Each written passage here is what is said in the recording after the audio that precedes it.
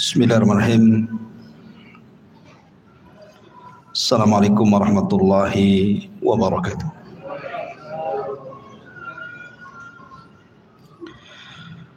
Alhamdulillah wassalatu wassalamu ala Rasulillah wa ala alihi wa sahbihi wa mawalah wa la hawla wa la quwwata illa billahi wa ba'du. Alhamdulillah, di malam hari ini kembali kita bisa duduk di Masjid Muhajirin. Kita senantiasa berdoa kepada Allah Subhanahu wa taala. Semoga Allah Subhanahu wa taala memberikan pahala dan balasan kepada yang membangun masjid ini, dan tentunya juga kepada kita yang senantiasa memakmurkan masjid ini. Salawat dan salam kita hadiahkan kepada Rasul kita Nabi besar Muhammad sallallahu alaihi wa ala alihi wasallam. Pembahasan di malam hari ini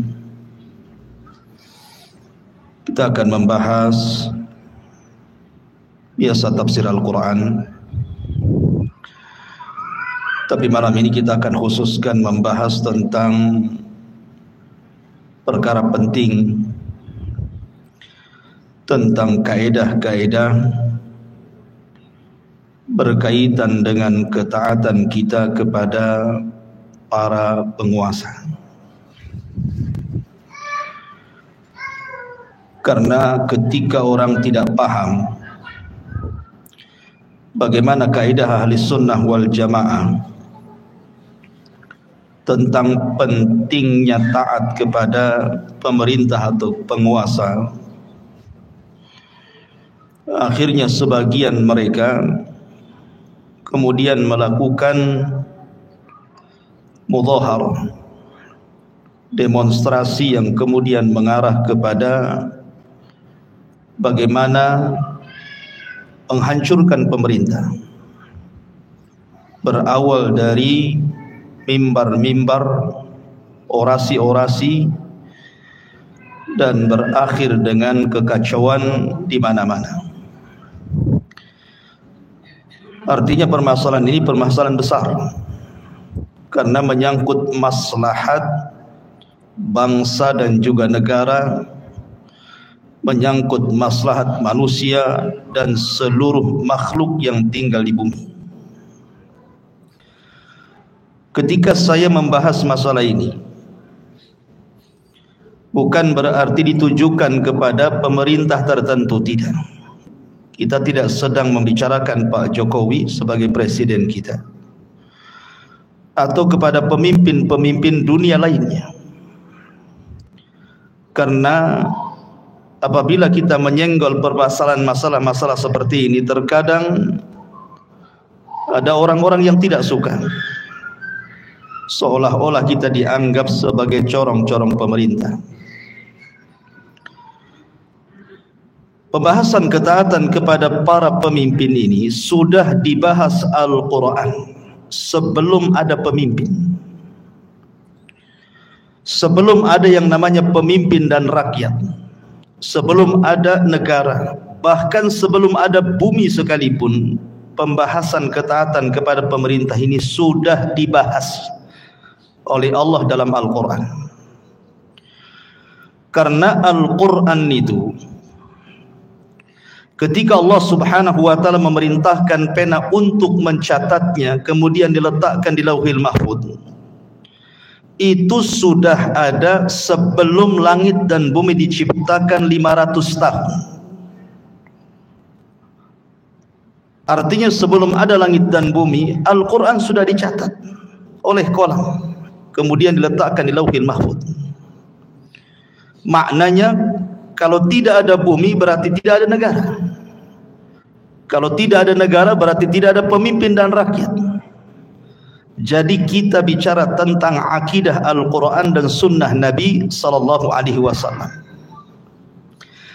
Ma'asyiral muslimin yang dimuliakan Allah Subhanahu wa taala, saya akan menyebutkan 8 kaidah.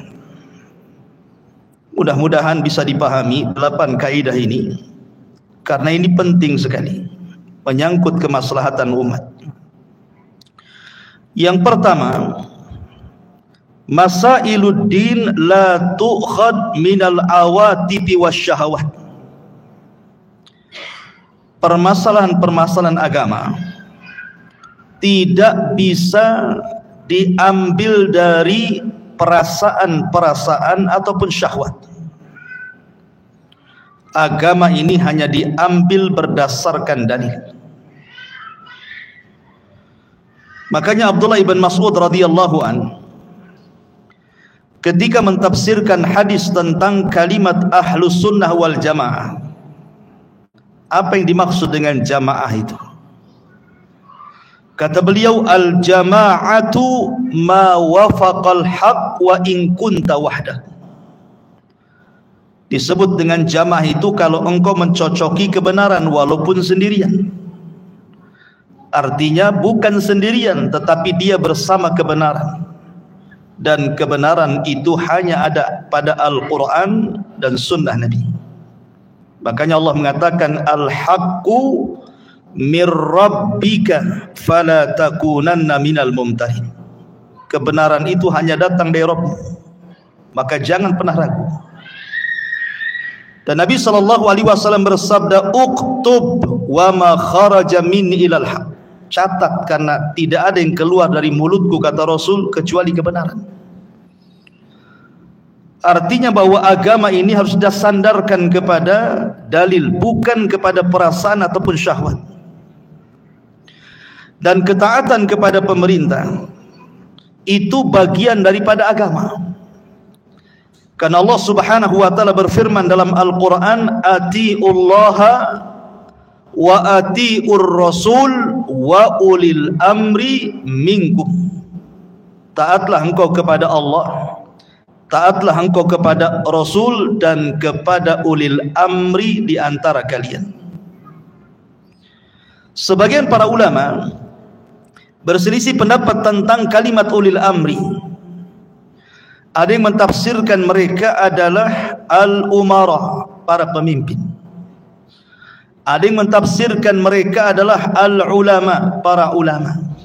Ada yang menggabungkan dua-duanya.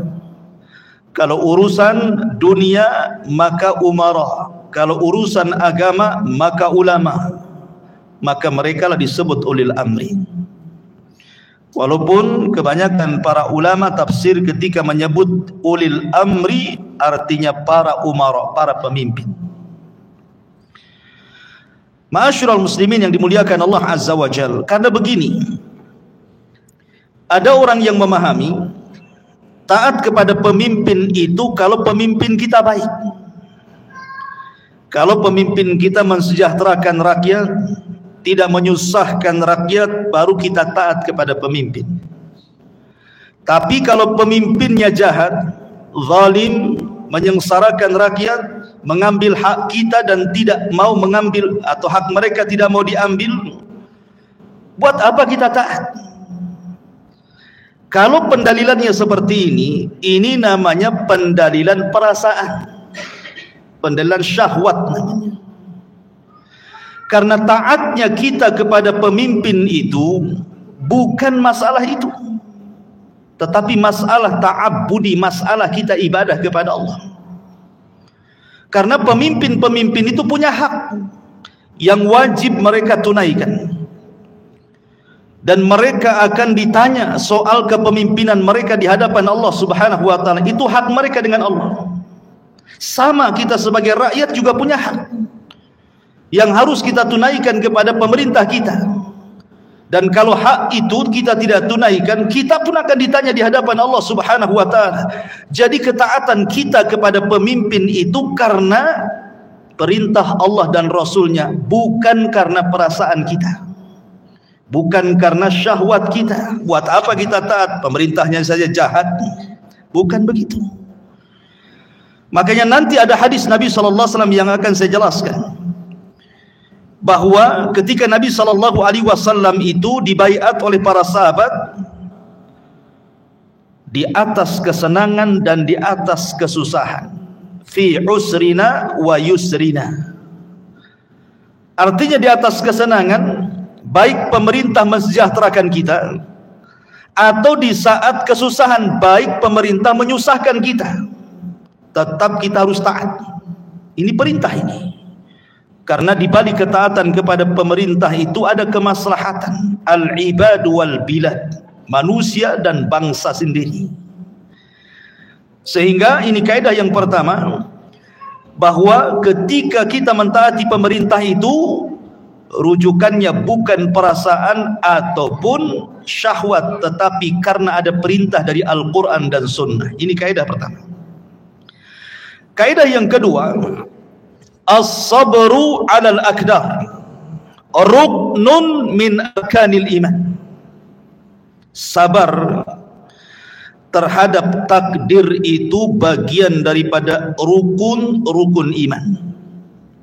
Makanya ketika Jibril bertanya soal iman, salah satu jawaban Rasul, antu'mina bil qadari khairihi wa syarrihi, beriman dengan takdir baik ataupun takdir buruk. Dan sabar itu, kata Ali bin Abi Thalib radhiyallahu an, bimanzilatir ra'si 'alal jasad. Kedudukan sabar di dalam agama ini sama dengan kedudukan kepala dengan badan kita. Kalau seandainya badan tanpa kepala, hidup orang tidak akan hidup. Artinya kalau iman tanpa sabar tidak dinyatakan mukmin. Belum dikatakan beriman kalau dia tidak sabar dengan takdir. Sama dengan jasad tanpa kepala. Buat apa jasad kalau tidak ada kepalanya? Maka iman tanpa sabar pun tidak ada gunanya. Kenapa saya kaitkan kaidah sabar dalam pembahasan at-ta'atu liwulatil umur, ketaatan kepada pemerintah? Karena ada hadis Nabi SAW yang disebutkan dari Anas bin Malik radhiyallahu an. Kata Anas bin Malik radhiyallahu an, fashakawna ilaihi ma nalqa minal hajjaj. Ada seorang yang bernama Zubair ibn Adi radhiyallahu an datang kepada Anas ibn Malik radhiyallahu an dan mengatakan, kami mengadukan apa yang dilakukan oleh Hajjaj. Hajjaj ibn Yusuf As-Saqafi itu penguasa zalim. Bukan hanya ratusan, ribuan nyawa dibantai dia. Bukan hanya nyawa para tabi'in, para sahabat dibantai dia. Itu Hajjaj ibn Yusuf As-Saqafi itu. Jadi Zubair ibn Adi ini datang kepada Anas bin Malik mengadukan soal persoalan Hajjaj ini. Kita dipimpin penguasa zalim nih, mudah menumpahkan darah. Faqala, maka Anas bin Malik mengatakan apa? Isbiru, sabar kalian. Isbiru, fa innahu la ya'i zamanun illa walladhi ba'dahu syarru minhu hatta talqau rabbakum. Sabarlah kalian, karena tidak akan ada zaman melainkan setelahnya lebih buruk dibandingkan sebelumnya, sampai kalian berjumpa dengan Rabb kalian. Sami'tuhu min nabiyyikum sallallahu alaihi wasallam, begitulah yang aku dengar dari nabi kalian. Jadi di sini lihat, padahal penguasanya Hajjaj, raja zalim, tapi Anas bin Malik menasihati, isbiru, sabar. Sabar. Dan itu semakna dengan hadis Ubadah bin Samit radhiyallahu anhu.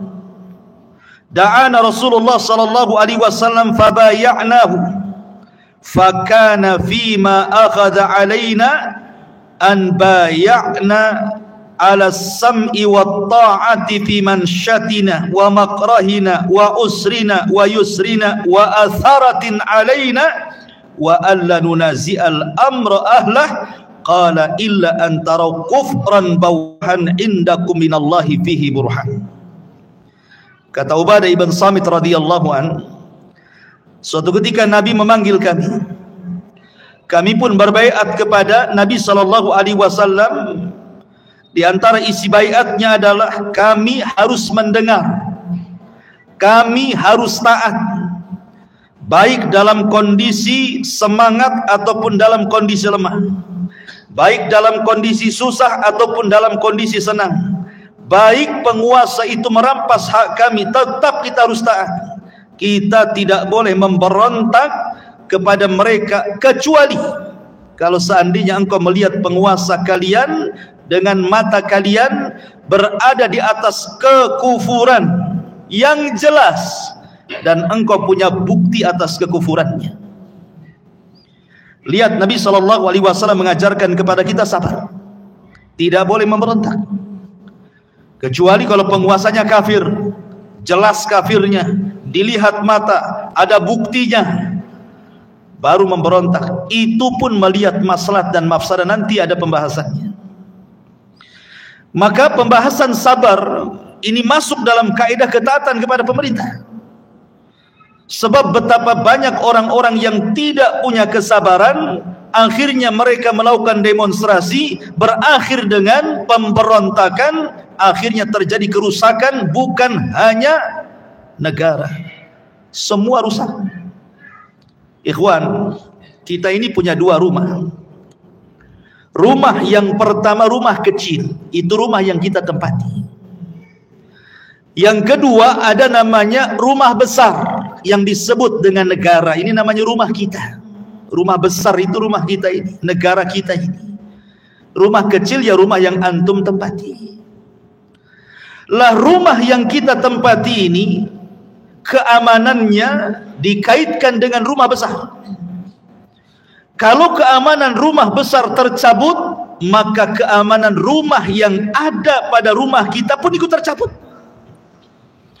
Karena rumah kita ini terkait dengan rumah besar, negara ini. Kalau negara kacau, rumah kita jadi kacau. Sebab nikmat yang paling besar dalam negara ini adalah al-amnu, keamanan. Kalau negara kita aman, rumah kita juga aman.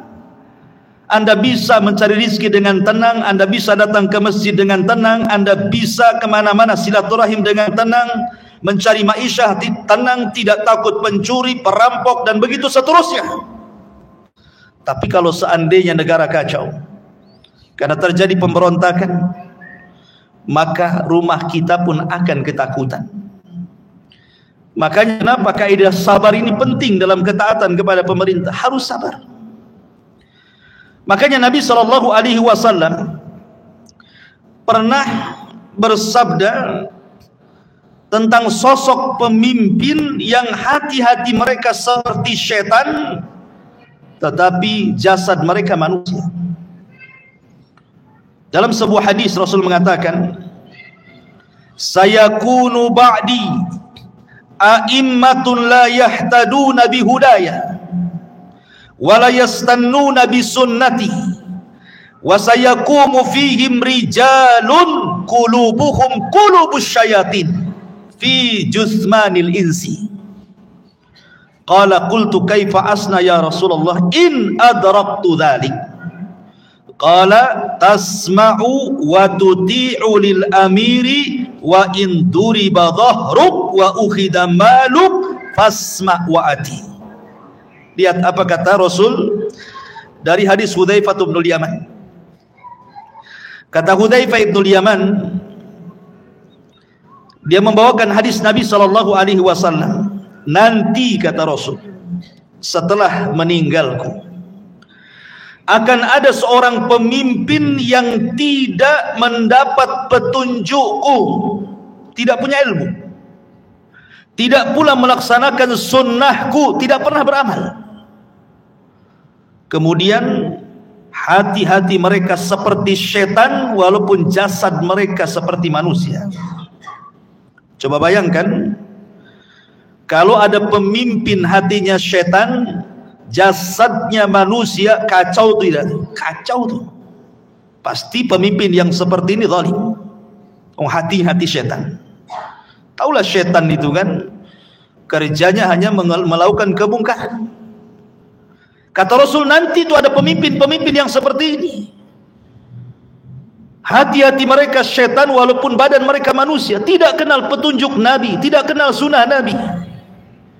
Kemudian Hudzaifah ibnul Yaman bertanya kepada Rasul, Rasul, kaifa asnah, bagaimana yang harus aku lakukan in adraktu dzalik, kalau aku mendapatkan pemimpin yang seperti ini? Lihat kata Nabi SAW, tasma'u wa tuti'u lil amri, kau tetap dengar, kau tetap taat kepada pemerintah walaupun dia memukul punggungmu, mengambil hartamu, tetap dengar dan taat. Ini kaidah. Ma'asyiral muslimin yang dimuliakan Allah Azza wa Jalla, jangan kemudian kita fikirkan ketika Nabi SAW mengatakan ati isma wa ati, dengar dan taati, bahwa kita ini tutup mata dari kemungkaran kita. Kita tidak tutup mata dengan kemungkaran pemerintah. Apalagi pemerintah di zaman sekarang kan beda dengan pemerintah di zaman Abu Bakar, Umar, Utsman dan juga para khulafaur rasyidin.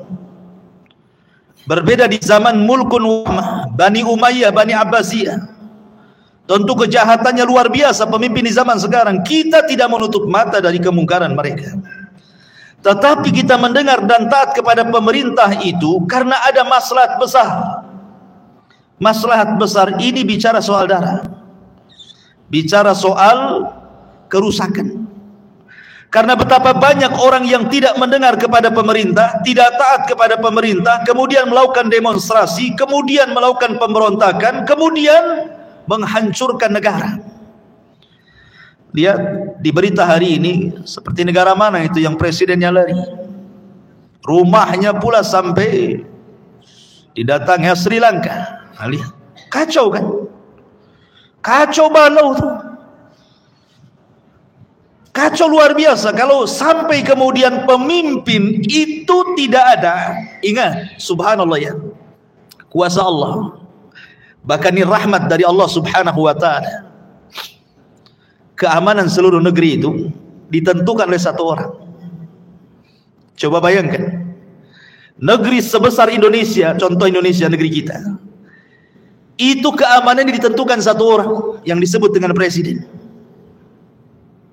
Satu orang saja bisa mengamankan satu negara. Ini rahmat dari Allah kan? Kalau seandainya satu orang ini sampai dijatuhkan, hilang keamanan. Walaupun tentaranya kuat-kuat, walaupun bangsa itu punya ribuan jutaan tentara, walaupun bangsa itu punya persenjataan nuklir ribuan sekalipun, walaupun orangnya banyak, walaupun bangsanya itu penuh dengan kemewahan, penuh dengan keindahan, kalau pemimpin yang satu itu jatuh, percuma itu, hilang keamanan. Ma'asyiral muslimin, makanya kita lihat coba negara-negara yang kemudian diberontak sampai kemudian pemimpinnya dibunuh. Kan banyak tuh di berita-berita kayak Suriah ataupun Libya dulu kan gitu, atau Yaman, pemimpinnya sampai dijatuhkan, dibunuh. Kacau di mana-mana. Orang takut. Akhirnya sampai kemudian memberlakukan jam malam. Karena takut kalau seandainya ada pencuri, diberlakukan jam malam tuh. Coba bayangkan sampai mencekam tuh. Begitulah kalau seandainya yang satu orang ini sampai tumbang, tumbang semua keamanan.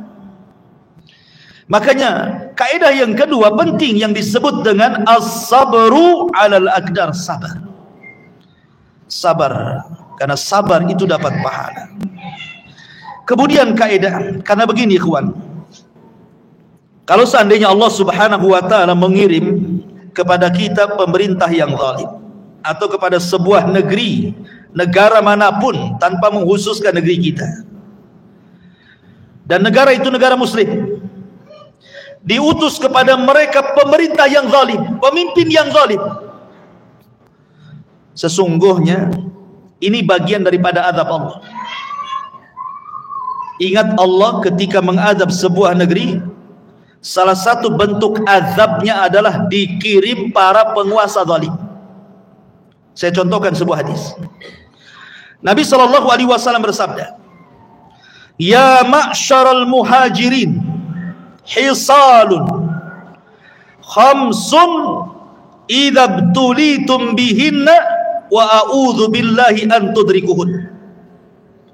Wahai orang-orang muhajirin, kata Rasul, 5 perkara kalau sampai menimpa kalian, aku berlindung kepada Allah, jangan sampai menimpa kalian. Kata Nabi SAW, "Lam tadharil fahishatu fi qaumin qad hatta yu'linu biha illa fasha fihi mutta'un wal auja allati lam takun madat fi aslafihimul ladzina madaw." Kalau al-fahisyah, perzinahan, homoseksual, lesbi, atau yang semacamnya sudah dilakukan terang-terangan oleh sebuah kaum, maka akan dikirim kepada mereka penyakit taun dan penyakit-penyakit yang belum pernah terjadi sebelumnya. Kemudian yang kedua, walam yanqusul mikyala wal mizan illa ukhidhu bis-sinin wa syiddatil maunati wa jawri sultani alaihim. Di sini syahidnya. Kata Nabi SAW, jikalau masyarakat dalam sebuah negara itu sudah mulai curang dalam berniaga, berekonomi, berbisnis, mereka mengurang-urang timbangan, mengurang-urang takaran. Lihat, dosanya 1 tapi azabnya 3. Dosanya 1 saja, curang dalam dagang, mengurang timbangan, mengurang meteran, mengurang takaran, atau dengan bahasa lain curang dalam berdagang. Itu 1 kesalahannya, tapi lihat azabnya 3.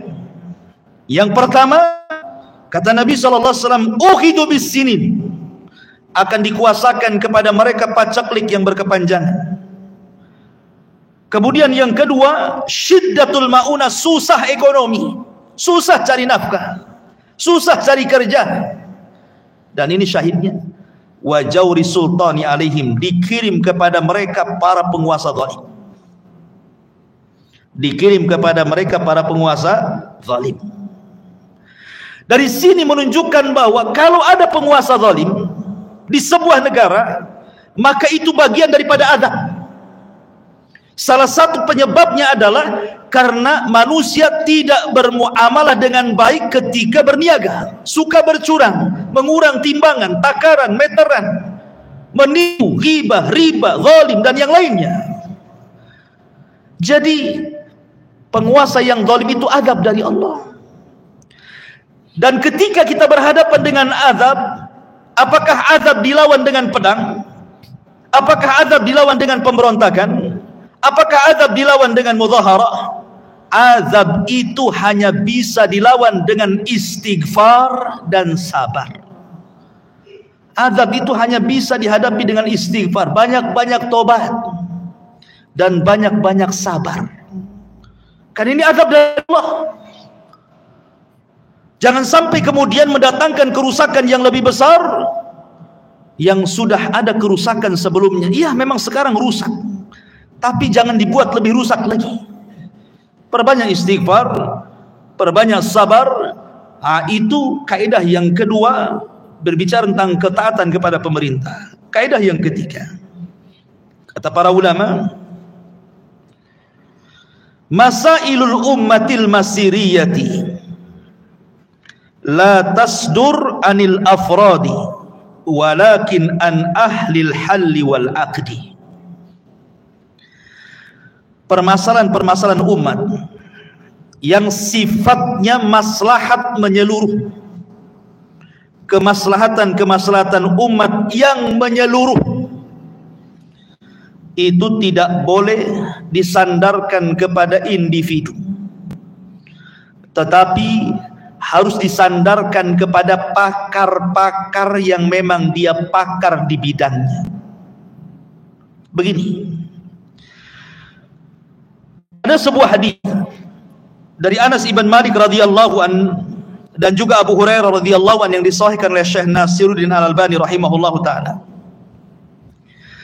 Kata Nabi sallallahu alaihi wasallam, "Sayati 'alan nas sanawatun khadda'ah yusaddiqu fiha al-kadhib wa yukadzabu fiha as-sadiq, yusaddaqu fiha al-kadhib wa yukadzabu fiha as-sadiq, wa yu'tamanu fiha al-kha'in wa yukhawwanu fiha al-amin, wa yantiku fiha ar-ruwaybidatu."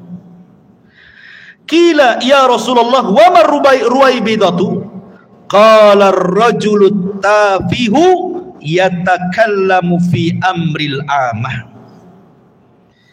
Kata Nabi sallallahu alaihi wasallam, akan datang zamannya kata Rasul, tahun-tahun penuh dengan kedustaan, di mana orang-orang yang dusta dibenarkan dan orang-orang jujur didustakan, di mana orang-orang yang khianat dianggap amanah dan orang-orang amanah dianggap khianat. Artinya zaman itu sudah berlaku hari ini. 14 abad yang lalu Rasul mengatakan seperti itu, hari ini sudah terjadi kan? Banyak orang-orang jujur dianggap dusta, orang dusta pula dianggap jujur. Para pengkhianat dikatakan amanah, orang-orang yang amanah pula dikatakan khianat. Apabila ada pemimpin yang baik, maka akan dikirim bazar-bazar untuk merusak kebaikannya. Apabila ada pemimpin yang jahat, dibuat pencitraan bagaimana seolah-olah dia pemimpin yang baik, kan begitu? Zaman itu seperti itu. Tetapi di sini syahidnya adalah, dan akan datang kepada kalian para komentator dari Ruwaibidah. Rasul, siapa Ruwaibidah itu? Maka Rasul mengatakan Ruwaibidah itu ar-rajulu tafi yatakallam fi amril amah. Orang jahil, tidak pernah sekolah, bukan bidangnya, bicara tentang kemaslahatan negara. Ini zaman sudah terjadi hari ini. Ketika sekarang banyak medsos, orang punya HP masing-masing, semua orang bisa komen kan? Orang pasar bisa komen, tukang ojek bisa komen, tukang cincau bisa komen, semua orang bisa komen, tukang bangunan bisa komen. Mereka nggak pernah sekolah ketatanegaraan, tapi dia bicara tentang negara, komentar tentang negara, mengkritik negara entah dari mana. Dari mana dia bisa tahu? Coba, ini zamannya sudah ada hari ini. Mereka bukan sekolah di situ, kenapa mereka bicara soal itu? Mereka hanya bicara itu soal rujukannya hanya dari medsos saja. Padahal Nabi Allah Subhanahu wa taala berfirman dalam Al-Qur'an, wa idza ja'ahum amrun minal amni awil khaufi ada'u bih walau rudduhu ila rasul wa ila ulil amri minhum la alimahu alladhina yastambitunahu minhum wa laula fadlullahi alaikum wa rahmatuhu lattaba'tumus syaitan illa qalila. Apabila sampai kepada mereka sebuah berita tentang keamanan negara atau ketakutan dalam sebuah negara, mereka langsung menyebarkan, menyiarkan. Padahal apabila mereka menyerahkan kepada Rasul, mungkin Rasul tidak ada, dan ulil amri, tentu kepada pakarnya, di antara mereka tentulah orang-orang yang ingin mengetahui kebenaran akan dapat mengetahuinya secara pasti. Dari mereka, maksudnya ulil amri dan Rasul, sekiranya bukan karena karunia dan rahmat Allah kepadamu, tentu kamu mengikuti syaitan kecuali sebagian sedikit saja di antara kalian. Kan sekarang modelnya seperti itu kan, mudah menyebarkan berita tanpa tidak tahu masalahnya. Umpamanya mungkin kalau saya ngomong begini mungkin dikritik orang, Umpamanya ada pejabat dituduh korupsi, belum sampai pengadilan, artinya belum terbukti kan? Karena bagaimanapun polisi ini mungkin atau KPK-nya tangkap saja, pembuktiannya di pengadilan kan, belum ada persidangan. Tapi beritanya sudah menyebar kan, menyebar kemana-mana beritanya itu. Kok bisa menyebar? Siapa yang copy paste menyebar berita ini coba? Ma'asyiral muslimin yang dimuliakan Allah Azza wa Jalla. Bagaimana kalau tidak terbukti? Dan bagaimana kalau terbukti? Kalau terbukti ya, bagaimana kalau tidak terbukti? Ma'asyiral muslimin yang dimuliakan Allah Azza wa Jalla. Kalau tidak terbukti, kemudian dicaci maki pemerintah, koruptor kok dibebaskan. Nah, mulai lagi. Akhirnya kemudian masalah-masalah ini menyebar menjadi sebuah bahan ejekan, bahan cacian, bahan gibahan. Atau mungkin kemarin sajalah kita dilanda musibah COVID-19, ya kan? Semua orang komen tuh. Apabila pemerintah membuat kebijakan, masyarakat dah komen semua itu. Kadang-kadang kita mendapatkan kabar itu bukan resmi dari pemerintah, entah copy paste dari siapa yang nulis, di belakang penulis entah laki-laki entah perempuan, entah mukmin entah kafir, kita tidak tahu. Kita cuma baca copy paste disebar. Padahal dalam kaedah menyebarkan berita itu, idza ja'akum fasikum binaba'in fatabayyan. Ada kaedahnya. Kalau datang sebuah berita, jangan langsung ditelan kemudian copy paste main sebar, tetapi cross check dulu betul tak beritanya, sahih tak beritanya. Sebab kalau seandainya tidak sahih, sama saja dengan menyebar fitnah. Ma'asyiral muslimin yang dimuliakan Allah Azza wa Jalla, intinya bahwa maka masalah-masalah yang berkaitan dengan maslahat-maslahat negara, biarlah para pakar yang bicara. Tidak perlu kita ikut komentar, karena kita bukan di bidangnya. Fas'alu ahla dzikri in kuntum la ta'lam. Kaidah yang keempat, la jama'ata illa bil imamati, wala imamata illa bis sam'i wat ta'ati. Tidak ada jamaah kecuali dengan imamah, tidak ada masyarakat kecuali ada pemimpin, dan tidak ada pemimpin kecuali dengan mendengar dan taat. Dan ini akidah ahli sunnah seperti ini. Karena saya ulangi dari awal, kemaslahatan negara itu karena ketaatan pemerintah kepada negara, bukan sebab mereka baik atau tidak. Ini karena perintah Allah. Makanya kalau kita lihat Fudail ibn Iyad, kemudian Imam Ahmad ibn Hanbal rahimahullahu ta'ala, sampai-sampai berdoa kepada Allah subhanahu wa ta'ala, lau kana li da'watun mustajab la da'autul wulatal umur. Kalau aku punya doa yang mustajab, tentu aku akan berikan doa ini untuk kemaslahatan pemimpin. Sebab baiknya mereka, baiknya rakyat, jahatnya mereka akan merusak rakyat. Artinya bahwa kita mendoakan mereka. Ma'asyiral muslimin yang dimuliakan Allah subhanahu wa ta'ala, karena mencaci maki pemerintah itu tidak ada gunanya, tetapi mendoakan hidayah kepada mereka. Allahumma wafiq li umuril mu'minin. Ya Allah, berikan taufik kepada mereka. Ya Allah, berikan hidayah kepada mereka. Ya Allah, sadarkan mereka. Ketika mereka diberikan kesadaran dan hidayah oleh Allah, baiknya mereka juga, baiknya rakyatnya. Karena begini ikhwan, pemimpin itu kan cerminan rakyat. Ali bin Abi Thalib pernah dikritik. Di zaman Ali itu kan perang terus tuh. Makanya kalau kita membicarakan sejarah Abu Bakar, runut jelas gitu kan. Sejarah Umar runut jelas, sejarah Utsman runut jelas. Ketika bicara sejarah Ali, isinya perang. Kan di zaman Ali itu kan perang terus tuh. Perang Siffin di zaman Ali, perang Jamal di zaman Ali, pemberontakan sana sini Khawarij di zaman Ali. Sampai wafat Ali itu ceritanya perang. Kalau bicara sejarah Ali itu cerita perang saja. Sehingga kemudian ada orang datang kepada Ali, Ya Ali, kok di zaman kamu rusuh? Berbeda dengan di zaman Abu Bakar dan Umar. Apa bedanya? Lihat jawaban Ali radhiyallahu an. Kata Ali radhiyallahu an, iya, di zaman Abu Bakar dan Umar kayak aku ini rakyatnya. Aku ini rakyatnya.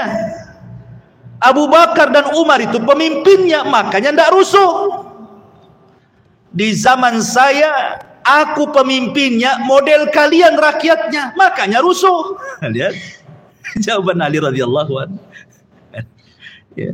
Kata Ali radhiyallahu an, di zamanku rusuh iya karena rakyatnya model kalian. Kalau seandainya rakyatnya model aku, kata Ali radhiyallahu an, nggak akan rusuh. Makanya di zaman Abu Bakar, Umar, Utsman nggak ada rusuh, nggak ada peperangan. Menunjukkan bahwa Ali ingin mengatakan bahwa karena model kalian wajar terjadi seperti ini. Wa kadzalika nuwalli ba'dadh-dhalimina ba'dha. Begitulah kami jadikan para pemimpin-pemimpin yang zalim karena rakyatnya zalim. Karena miniatur negara itu rakyat. Cerminan sebuah penguasa itu rakyat. Kalau rakyatnya baik, tidak mungkin memilih pemimpin yang jahat. Kalau rakyatnya semua sholat, tidak mungkin memilih pemimpin yang tidak sholat. Kalau rakyatnya semua jujur, tidak mungkin memilih pemimpin khianat. Kalau rakyatnya semuanya amanah, semuanya baik, tidak mungkin memilih raja-raja, penguasa-penguasa yang jahat-jahat, mustahil. Tapi kalau rakyatnya jahat, wajar pemimpinnya jahat. Siapa yang memilih pemimpin? Rakyat kan? Apalagi model negeri kita ini menggunakan demokrasi. Tidak seperti di zaman baheula gitu ya, di zaman dulu. Sehingga yang namanya sistem demokrasi itu tidak dibedakan orang pandai dengan orang bodoh, tetap aja satu suara. Anda masuk nih, profesor masuk ke kotak suara. Kemudian ada orang nggak sekolah TK pun dah hatam masuk juga ke kotak suara, tetap aja dihitung satu, sehingga tidak dibedakan. Padahal sebenarnya pemilihan penguasa dalam Islam itu bukan tugas rakyat, itu tugas orang-orang cerdas. Al-hallu wal aqli, biarlah mereka yang berkumpul, orang-orang cerdas itu baru memilih. Tapi memang kondisi negara kita seperti itu, mau diapakan kan begitu. Sehingga jangan salahkan kemudian, atau jangan terlampau menuntut lebih kepada penguasa kalau seandainya kita sebagai rakyat itu juga tidak sebagaimana yang kita kehendaki. Artinya begini, kalau kita maling, jangan pula ngomong sama presiden, jangan maling. Maling kok teriak maling, ini gimana ceritanya? Ya. Artinya ma'asyiral muslimin yang dimuliakan Allah Azza wa Jalla, maka kembali kepada kaidah yang keempat, tidak ada jamaah kecuali dengan imam, tidak ada imam kecuali bis-sam'i wa ta'ah. Kemudian yang kelima, la ta'ata li makhluqin fi maksiatil khaliq. Kaidah kelima, tidak ada ketaatan kepada makhluk dalam rangka bermaksiat kepada Allah.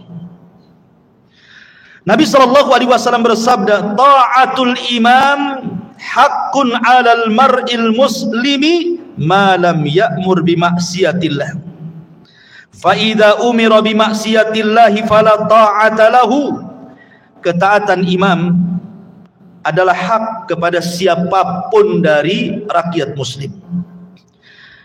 Maka kalau seandainya pemerintah tidak menyuruh bermaksiat kepada Allah Ta'ala, tapi kalau seandainya mereka menyuruh kita bermaksiat, jangan taat. La ta'ata li makhluk fi maksiatil khaliq.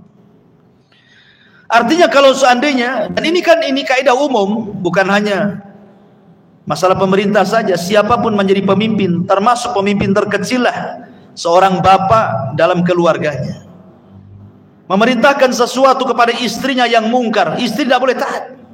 Memerintahkan anaknya untuk minum khamar, anak nggak boleh taat. Begitu juga pemerintah, kalau memerintahkan kemungkaran, kemaksiatan, jangan taat. Kemudian muncul jelas-jelas pemerintah, sebuah pemerintah ini umpamanya zalim. Yang namanya pemerintah zalim, tentu kebijakan-kebijakannya juga penuh dengan kezaliman kan.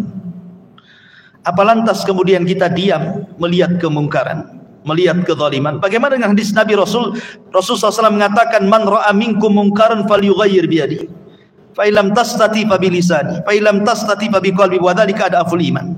Kalau kau lihat kemungkaran maka cegah dengan tangan, tidak bisa dengan lisan, tidak bisa dengan hati, walaupun selemah-lemahnya iman. Ikhwan, kembali ke kaidah pertama, tetap kita harus sabar. Kita tidak boleh memberontak walaupun pemerintah kita jelas-jelas melakukan kemungkaran.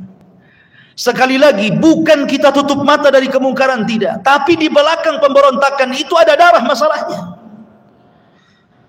Terkadang yang memberontak itu mungkin mahasiswa atau orang-orang tertentu, tidak terlibat semuanya. Bahkan mungkin orang-orang yang ada di desa itu tidak tahu menau. Mereka ibadah dengan tenang, cari rezeki dengan tenang, tahu-tahu di ibu kota sibuklah orang-orang itu menjatuhkan pemerintah. Rupanya betul-betul jatuh ke iman, kemudian keamanan terrobek, akhirnya hukum di mana-mana tidak berlaku, kemudian kerusuhan di mana-mana, terimbas pula ke orang-orang yang tidak tahu menau. Coba, berarti Anda telah melakukan dosa kepada mereka. Ya, ma'asyiral muslimin yang dimuliakan Allah Subhanahu wa taala. Maka tetap kita taat kepada pemerintah, tetapi soal ketaatan yang ma'ruf, bukan yang mungkar. Kalau mungkar jangan ditaati. Ma'asyiral muslimin yang dimuliakan Allah Subhanahu wa taala, yang keenam ini yang paling penting. Al-alaqatu baina sultani wa ra'iyati laysat alaqatan muawadatan, bal alaqatun ta'budullah azza wa jalla. Hubungan penguasa dengan rakyat atau rakyat dengan penguasa bukan hubungan kait barter, bukan. Hubungan penguasa dengan rakyat sebaliknya itu bukan hubung kait barter. Kalau Anda baik, saya baik. Kalau Anda jahat, saya jahat. Bukan begitu. Ya. Kalau Anda memakmurkan kami, kami taat kepada Anda. Kalau Anda menyengsarakan kami, kami berontak kepada Anda. Bukan itu. Ya. Bukan kaidahnya di sini, bukan. Tetapi hubungan antara penguasa dengan rakyat atau rakyat dengan penguasa itu murni ta'abbudi, murni urusan ibadah. Makanya saya sudah singgung di awal bahwa pemerintah itu punya hak. Mereka akan ditanya di hadapan Allah Subhanahu wa taala. Contoh, Nabi SAW mengatakan, kullukum ra'in wa kullukum mas'ul an ra'iyati. Kalian jadi pemimpin dan kalian akan ditanya atas kepemimpinan kalian. Bahkan Nabi SAW pernah berdoa, Allahumma man waliya min amri ummati syai'an fashaqqa alaihim fashquq alaihi. Kata Nabi SAW, ya Allah, siapa saja yang mengurusi urusan umatku lalu dia menyusahkan mereka, ya Allah, susahkan dia. Ada balasannya. Ya. Tidak perlu kita membalas, Allah yang akan membalas. Jadi kalau pemerintah itu menyusahkan rakyatnya, nanti Allah susahkan mereka. Tidak perlu kita yang membalas, Allah yang membalas langsung. Balasan Allah lebih mengerikan dibandingkan balasan kita. Bahkan Rasul mengatakan, salasun la yukallimuhumullahu wa la yanzuru ilaihim yaumal qiyamah. 3 orang tidak akan diajak bicara, tidak akan dilihat Allah pada hari kiamat. Salah satunya apa? Malikun kadzab, pemimpin pendusta, pemimpin zalim, pemimpin jahat. Tidak akan diajak bicara, tidak akan dilihat oleh Allah Subhanahu wa taala. Bahkan Rasul mengatakan, salasatun lan yanalahum syafa'ati yaumal qiyamah. 3 orang tidak akan dapat syafaatku pada hari kiamat. Salah satunya adalah imamun zalim, pemimpin yang zalim. Jadi mereka ada balasannya di hadapan Allah. Sebagaimana pemimpin-pemimpin yang zalim ada balasannya di hadapan Allah, begitu juga pemimpin adil. Sab'atun yudhilluhumullahu fi dhillihi yauma la dhilla illa dhilluh. 7 golongan yang akan mendapatkan naungan di hari yang tidak ada naungan kecuali naungan Allah. Salah satunya imamun adil, imam yang adil, imam yang baik. Jelas mereka akan ada balasannya. Kalau mereka melaksanakan hak-haknya, itu semua karena Allah Subhanahu wa ta'ala, bukan karena rakyatnya. Mereka melaksanakan hak itu karena perintah. Siapa yang memerintahkan? Allah dan Rasulnya. Kalau tidak dilaksanakan, datang ancaman kepada mereka. Kita sebagai rakyatnya juga sama. Ketika kita melaksanakan hak-hak kita kepada pemerintah, kita wajib taat, kita wajib mendengar. Itu bukan karena muawadhah, bukan karena barter, karena pemerintah baik saya akan baik, kalau pemerintah jahat saya nggak akan jahat. Bukan soal itu, tapi ini soal perintah. Allah yang merintahkan kita taat dan juga mendengar. Wa in jaru wa in dzalamu, kata Rasul, walaupun pemerintah zalim, walaupun pemerintah jahat, tetap taat. Ikhwan, kalau saya boleh bagi, pemimpin itu ada 3 macam. Ada yang disebut pemimpin muslim adil, yang kedua fasik zalim, yang ketiga kafir. Pemimpin itu ada 3 jenis pemimpin. Pemimpin yang pertama pemimpin adil, pemimpin yang kedua pemimpin fasik zalim, pemimpin yang ketiga pemimpin kafir. Kita rinci. Kalau seandainya kita dihadapkan dengan pemimpin yang adil, yang muslim lagi adil, kemudian kita melakukan pemberontakan, haram bi ijma'il ulama. Berdasarkan nas Al-Quran dan Sunnah dan konsensus para ulama, haram, tidak boleh memberontak kepada pemimpin adil. Saya contohkan di zaman Utsman ibn Affan radhiyallahu an, pemimpin yang sangat adil, khulafaur rasyidin, dijanjikan masuk surga. Datang para pemberontak Sabaiyah, dipimpin Abdullah ibn Sabah, memberontak, memaksa untuk Utsman turun dari jabatannya. Tapi Utsman teringat Nabi SAW bersabda, wahai Utsman, engkau akan dipakaikan baju pemerintahan. Kalau ada orang yang hendak mencabut bajumu, jangan kau lepas, karena itu akan jadi permainan. Sebab kalau seandainya setiap pemimpin di demo kemudian diberontak, suruh lepas, nanti datang pemimpin yang baru digitukan lagi, lepas lagi, sampai kapan jadi permainan jadinya? Ya. Maka Rasul jangan lepas. Maka Utsman pertahankan sampai akhirnya dibunuh oleh para pemberontak. Maka mereka para pemberontak disebut Khawarij, firqah yang sesat, yang Rasul katakan kilabu ahli nar, anjing-anjingnya neraka, kata Rasul. Mereka memberontak kepada Utsman ibn Affan radhiyallahu anhu. Haram, tidak boleh memberontak kepada pemimpin yang adil muslim. Di sisi lain pemerintahnya kafir, maka Nabi SAW mengatakan kita wajib menggantikan pemimpin yang kafir menjadi pemimpin yang muslim. Itu dalam Islam seperti itu. Antara kufran bawahan. Tetapi syaratnya, pemimpin yang kafir ini kita tidak bisa langsung mengatakan kafir. Harus melihat mata kita memang dia kafir. Jelas dia melakukan perbuatan kafir. Kemudian yang ketiga, ada bukti kalau dia kafir. Kemudian yang keempat, melihat maslahat dan mafsadah. Kalau dalam menggulingkan pemerintah kafir diganti dengan pemerintah Islam itu, menggulingkan presiden kafir diganti dengan presiden muslim itu sampai meneteskan darah kaum muslimin, maka tidak boleh. Tidak boleh. Tetap melihat maslahat dan mafsadah, tetap melihat kebaikan dan madarat. Kalau sampai menggulingkan pemerintah yang kafir, kemudian dia menggunakan kekuatan militernya, kemudian sampai mengebom rakyat-rakyat muslim, sampai nyawa berjatuhan di mana-mana, haram, tidak boleh. Tidak boleh melakukan kemungkaran mendatangkan kemungkaran yang lebih besar. Itu kaidah itu. Kecuali kalau senyap, tidak ada pertumpahan darah, tidak ada peperangan, Anda bisa menekan pemerintah supaya diganti gitu ya, dari muslim dari kafir ke muslim, anggap apa. Tapi kalau ada kerusakan besar, tetap Islam itu mendahulukan maslahat dan mafsadah. Mana yang lebih besar? Ya. Kemudian yang ketiga, bagaimana kalau pemimpinnya fasik dan zalim? Pemerintahnya fasik dan zalim, seperti pemerintah di zaman sekarang gitu kan.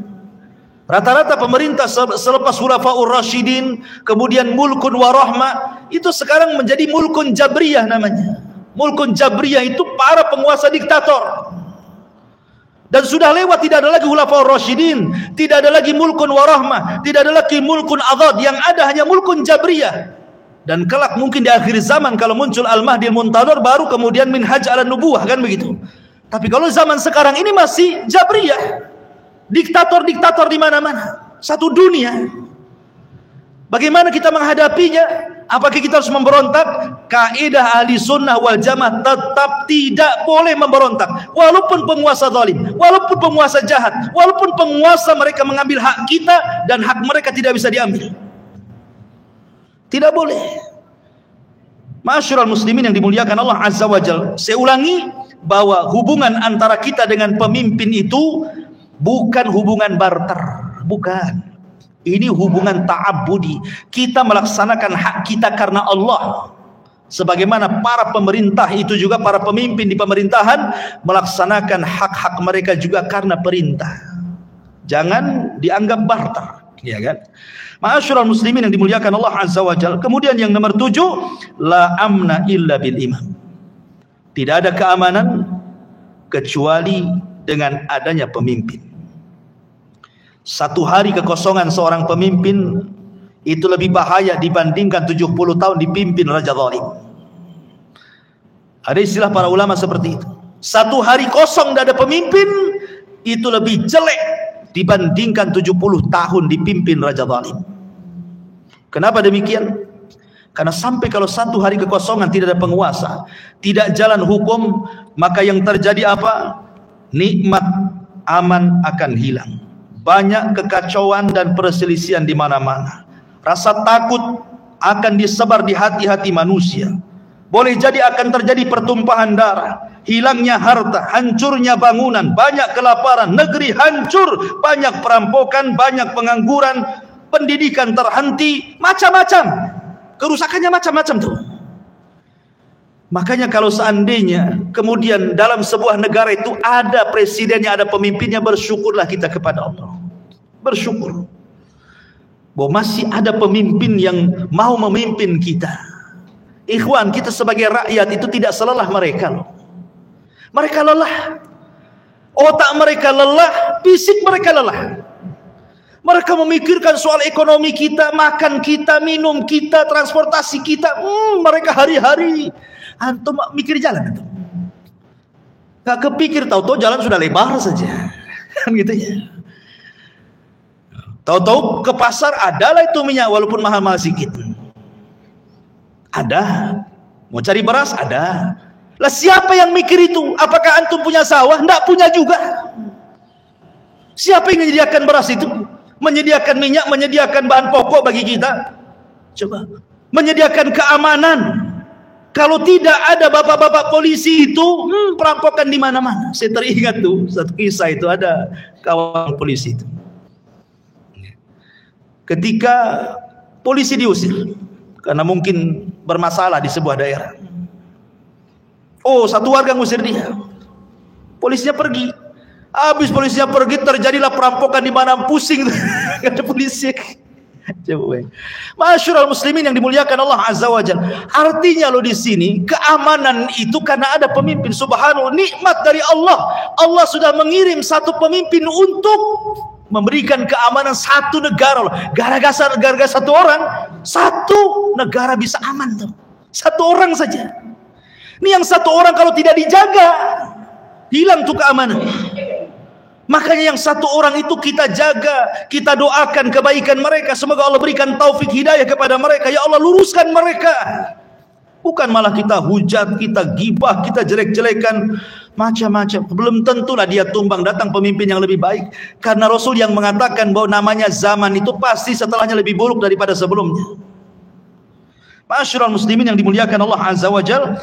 Kemudian yang terakhir, al-athar al-mutarattibatu 'alal khuruj 'ala waliyil amri, bahwa setiap pemberontakan pasti akan ada pengaruh. Ada pengaruh. Dan pengaruhnya besar. Minimalnya persis seperti yang saya tadi suraikan, hilang keamanan. Kalau sudah terjadi pemberontakan, kita lihatlah negara-negara yang melakukan pemberontakan sampai menumbangkan pemerintahnya. Lihat Yaman, perang sampai hari ini nggak berhenti. Banyak orang mati kelaparan, rampok di mana-mana. Karena tercabut rasa aman, rasa takut. Yang dulunya enak ke masjid itu sholat, sekarang susah, terpaksalah sholat di rumah. Mau ke masjid pun takut ditembak. Mau cari makan susah. Ya. Itu dampak daripada pemberontakan. Makanya kenapa Islam itu mengharamkan pemberontakan? Kata Imam Nawawi rahimahullahu taala, wa sababu adami in'izalihi wa tahrimil khuruji alaihi ma yatarattabu ala dhalik minal fitani wa iraqatid dima wa fasad dhatil bayyin fatakunul maqsadatu fi ajri akthar minha fi baqaihi. Kata Imam Nawawi rahimahullah taala, kenapa Islam melarang tidak boleh memberontak? Karena akan terjadi fitnah yang besar, darah boleh ditumpahkan, kerusakan di mana. Oleh karena itulah maka akidah Ahlussunnah wal Jamaah, kalau kita bicara tentang ketaatan kepada pemerintah itu luar biasa kerasnya. Ratusan hadis bicara tentang ketaatan sampai derajat mutawatir, karena ini menyangkut maslahat al-ibad wal bilad, maslahat manusia, maslahat binatang, maslahat hutan-hutan, maslahat sungai-sungai, lautan-lautan, macam-macam kan dalam sebuah negeri itu. Kalau aman negeri ini semua aman, ikhwan. Tapi kalau rusak negeri ini semua rusak, ya. Makanya pentingnya Allah Subhanahu wa taala tekankan dalam Al-Qur'an tadi, wa atiullaha wa atiur rasul wa ulil amri minkum. Taatlah engkau kepada Allah, taatlah engkau kepada Rasul dan kepada para pemimpin di antara kalian. Wallahu alam. Ini yang bisa sampaikan. Taib, biasa sebelum saya tutup, silakan kalau ada yang mau bertanya.